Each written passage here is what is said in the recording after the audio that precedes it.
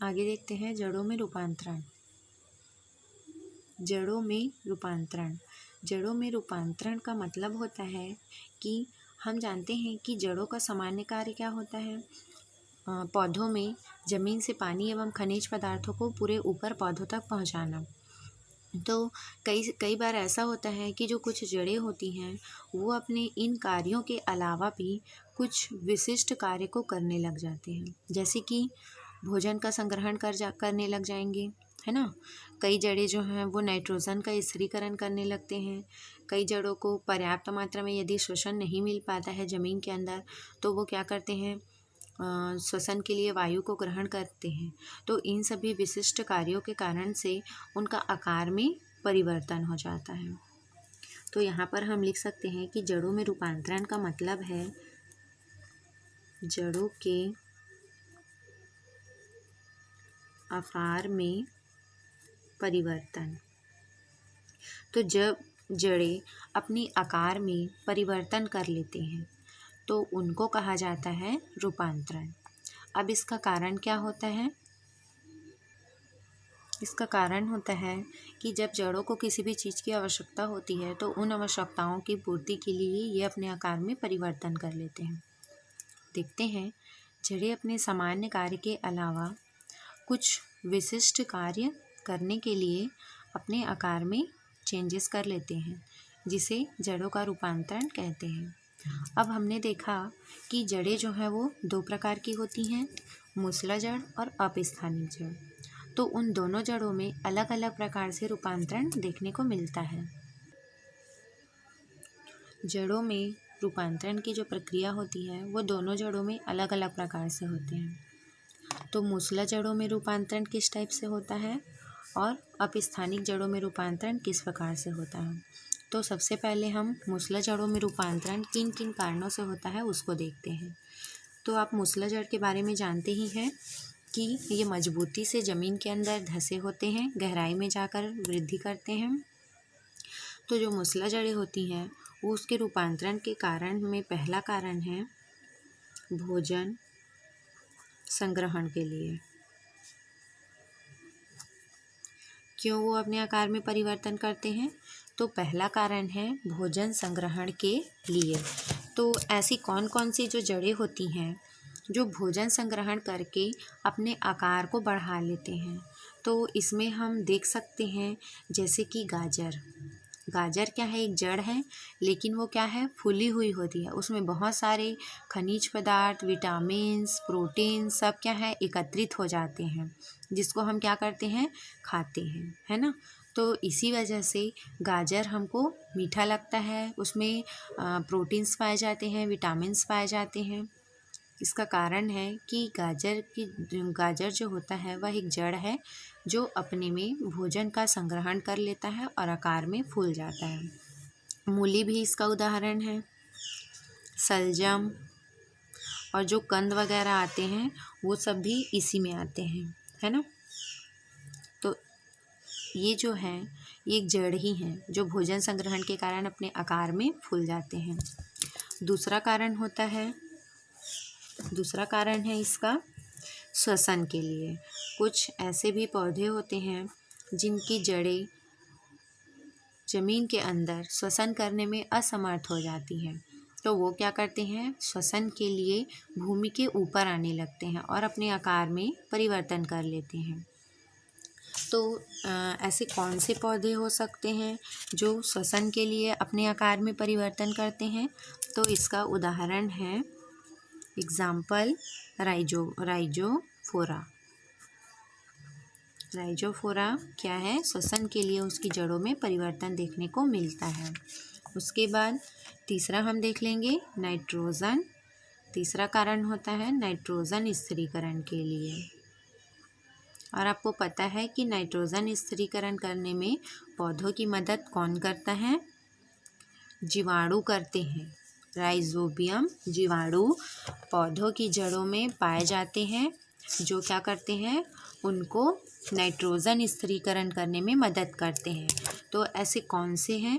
तो जितने भी नाइट्रोजन स्थिरीकरण करने वाले पौधे होते हैं जिनकी जड़ों में राइजोबियम पाया जाता है वो अधिकांशतः दलहनी होते हैं, जैसे कि चना, मटर। इनकी जड़ों में राइजोबियम पाया जाता है, गांठ के रूप में पाया जाता है, जो नाइट्रोजन स्थिरीकरण में मदद करते हैं।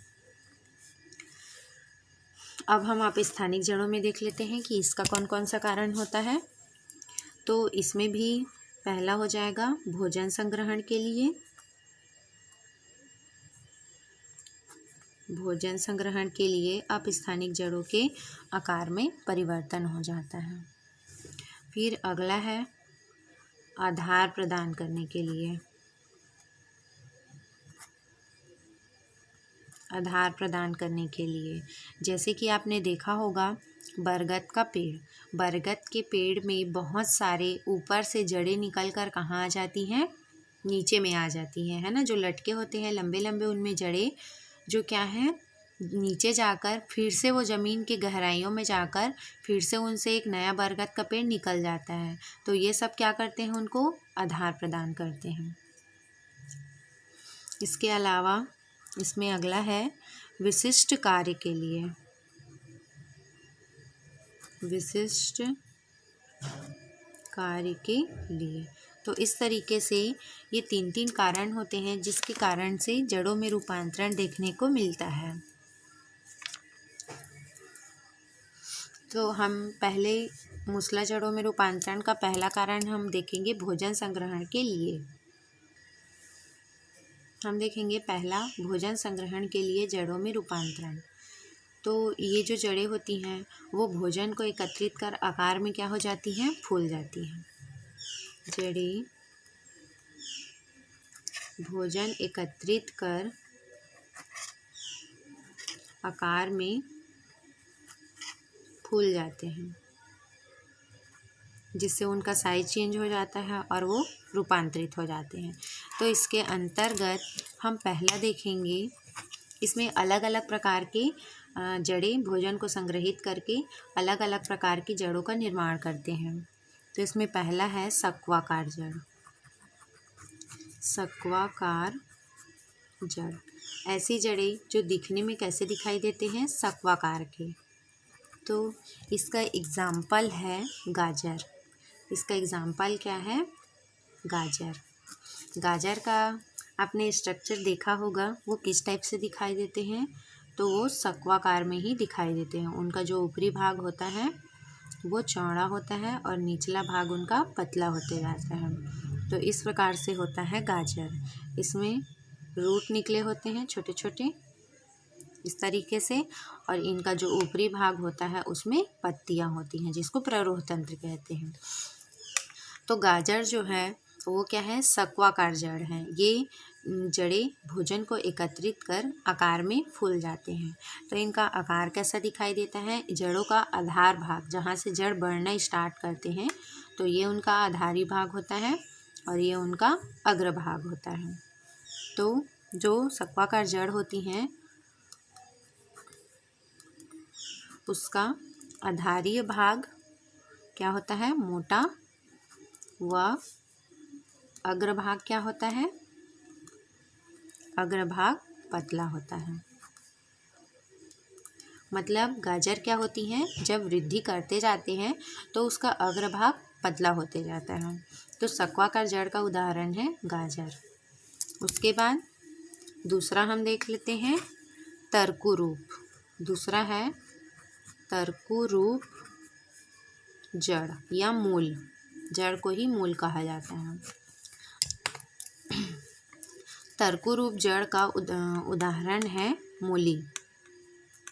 मूली जो है वो कैसा रहता है, तर्कुरूप में होते हैं वो, है ना, जिसको फ्यूसीफॉर्म कहा जाता है। क्या बोलते हैं इसको, फ्यूसीफॉर्म कहा जाता है। तो मूली का जब आपने स्ट्रक्चर देखा होगा तो वो किस तरीके से दिखाई देते हैं। मूली का जो ऊपरी भाग होता है वो हल्का ऐसे पतला होता है इस तरीके से। उसके बाद बीच वाला भाग उसका फूला होता है और फिर से अग्रभाग उसका क्या हो जाता है, पतला हो जाता है। ये क्या है, मूली है।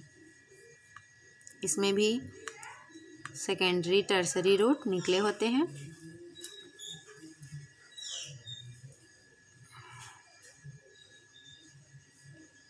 ये क्या है, मूली है। यहाँ पर हम लिख सकते हैं कि इन जड़ों में जो बीच वाला भाग होता है, इन जड़ों का बीच वाला भाग भोजन संग्रहण के कारण से क्या हो जाता है, फूल जाता है, मोटा हो जाता है। और जो दोनों सिरे होते हैं, है ना, मतलब अधारी और अग्रभाग, और दोनों सिरे क्या होते हैं, पतले होते हैं। तो इस तरीके से ये तर्करूपी जड़ में मूली आता है। मूली का अग्रभाग और ये पश्च भाग, ये अग्रभाग दोनों पतले होते हैं और बीच वाला भाग इनका फूलकर मोटा हो जाता है। तो मूली क्या है, एक तर्करूपी जड़ है। आगे देखते हैं कुंभी रूप जड़। कुंभी रूप जड़ ऐसी जड़ें जो किसके समान होते हैं, कुंभ के समान, है ना, गोल होते हैं।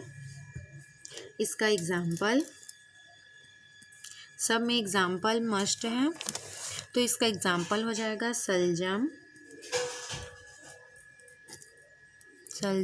चुकंदर। जो आप सब्जी भी खा रहे हैं नवल गोल, है ना, वो भी क्या है, कुंभी रूप जड़ ही है वो। इसका डायग्राम देखते हैं।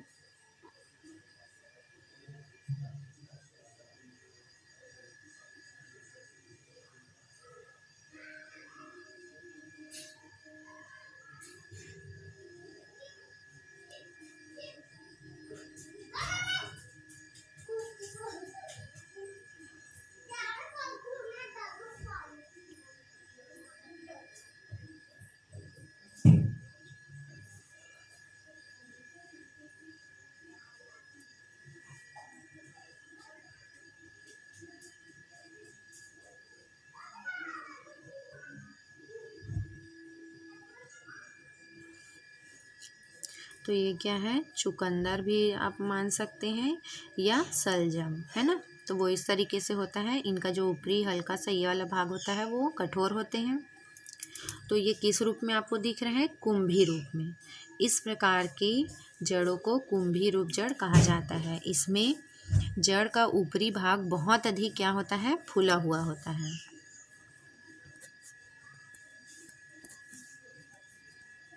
इस प्रकार के जड़ में ऊपरी भाग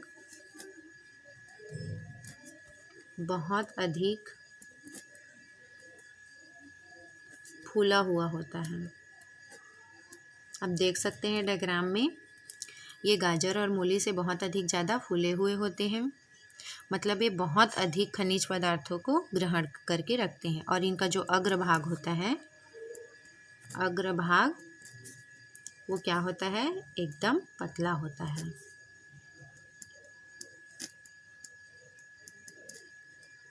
तो कुंभी रूप जड़ का उदाहरण होता है सलजम, चुकंदर। आगे हम देखते हैं लास्ट, वो है कंदमूल। कंदमूल ऐसी जड़ें जो हम जिसको कंद के रूप में यूज़ करते हैं। फॉर एग्ज़ाम्पल शकरकंद। शकरकंद आप सभी जानते हैं, सभी ने खाया भी होगा शकरकंद। तो शकरकंद जो होता है, इसका कोई निश्चित आकार नहीं होता है ना। ये क्या होते हैं, कई पतले होते हैं, कई ऐसे मुड़े हुए होते हैं। ठीक, तो ये क्या है, शकरकंद होता है। तो हम यहाँ पर लिख सकते हैं कि यह जड़ मोटी और मांसल होती है।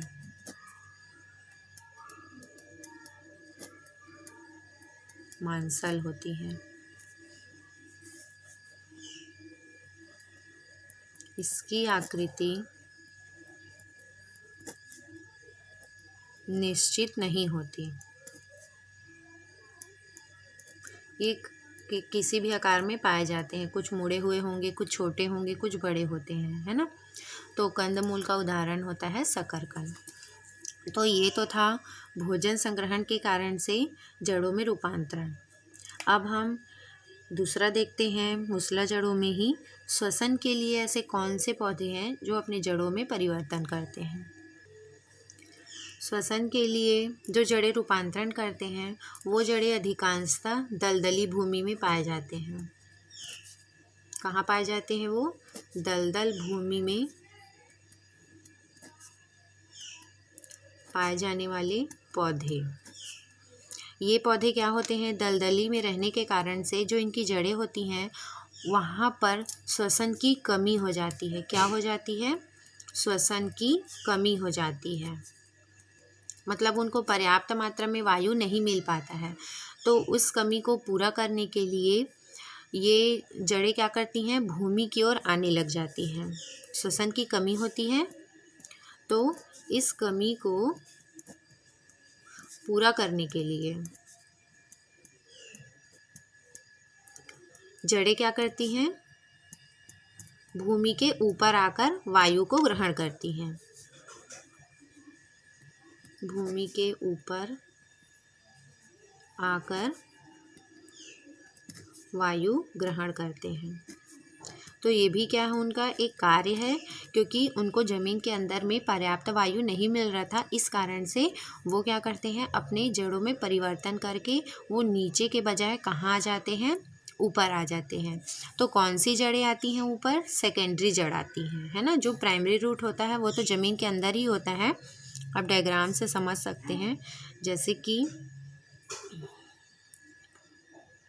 ये ज़मीन के अंदर का जड़ है ना। तो इसकी कुछ जड़ें जो हैं वो ज़मीन के नीचे ही रहती हैं, लेकिन इनका जो सेकेंडरी रूट होता है वो क्या हो जाता है? ज़मीन के ऊपर आ जाते हैं इस तरीके से, और वो स्ट्रक्चर बना लेते हैं।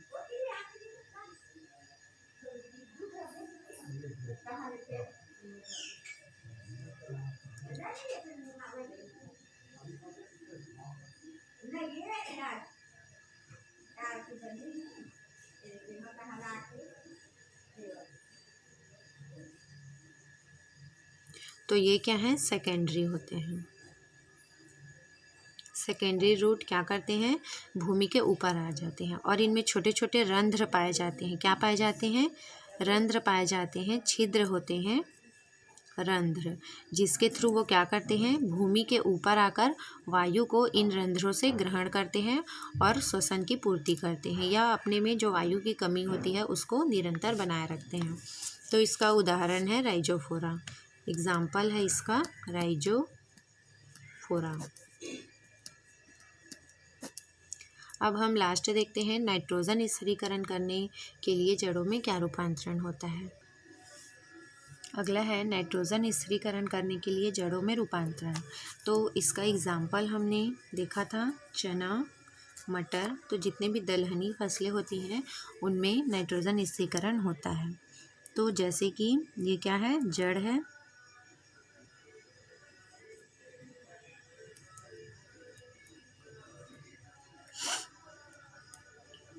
इस प्रकार से। तो ये सामान्य जड़ें होती हैं, लेकिन जब ये नाइट्रोजन स्थिरीकरण करते हैं तो इनका जो जॉइंट वाला भाग होता है वहाँ पर ग्रंथि के समान संरचना बन जाती है। क्या बन जाती है? ग्रंथि के समान संरचनाएं, फूली हुई संरचना बन जाती है इस प्रकार से। तो यहाँ पर कौन उपस्थित होता है? राइजोबियम जीवाणु। राइजोबियम जीवाणु उपस्थित होते हैं, जो क्या करते हैं? वातावरण से नाइट्रोजन को ग्रहण करते हैं और उसको नाइट्रेट में चेंज कर देते हैं। तो इस प्रकार से इन जड़ों में ग्रंथि के समान संरचनाएं बन जाती हैं, जिसमें राइजोबियम उपस्थित होता है। तो यहाँ पर हम लिख सकते हैं चना, मटर आदि की जड़ों में ग्रंथियाँ पाई जाती हैं, फूली हुई संरचना होती है। इमेज में आप देख सकते हैं इस प्रकार से, उसी को ग्रंथि कहा जाता है। और इन ग्रंथियों में क्या उपस्थित होता है? राइजोबियम। राइजोबियम जीवाणु प्रेजेंट होता है जो नाइट्रोजन को नाइट्रेट में चेंज कर देते हैं। नाइट्रोजन को किस में चेंज कर देते हैं? नाइट्रेट में चेंज कर देते हैं। उसके बाद ये नाइट्रेट फिर से वातावरण में जाकर क्या हो जाता है? मिल जाते हैं। उसके बाद फिर से ये राइजोबियम नाइट्रोजन को ग्रहण करके फिर से उसको नाइट्रेट में चेंज कर देते हैं। तो इस प्रकार से ये क्रिया निरंतर चलती रहती है। तो ये तो था मूसला जड़ों के रूपांतरण, जिसमें तीन कारणों से होता है: भोजन संग्रहण के कारण, श्वसन के कारण और नाइट्रोजन स्थिरीकरण के कारण। अगले वीडियो में हम अपस्थानिक जड़ों के बारे में देखेंगे कि किन किन कारणों से उनमें जड़ों का रूपांतरण होता है।